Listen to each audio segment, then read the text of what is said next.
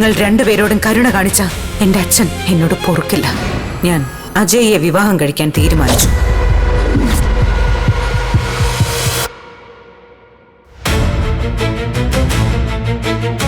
എനിക്ക് സമ്മതമാണ് സർ.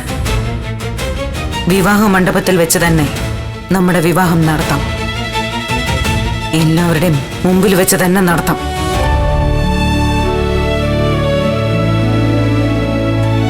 വിവാഹം ജീവിതത്തിൽ ഒരിക്കൽ മാത്രം സംഭവിക്കേണ്ട കാര്യം. അതിനെ ഒരു നാടകമാക്കി മാറ്റുന്നത് എനിക്ക് അംഗീകരിക്കാൻ ബുദ്ധിമുട്ടായിരുന്നു. പക്ഷെ അതിനപ്പുറം നമ്മൾ തമ്മിൽ ഒരു യഥാർത്ഥ ദാമ്പത്യ ബന്ധം ഉണ്ടായിരിക്കില്ല.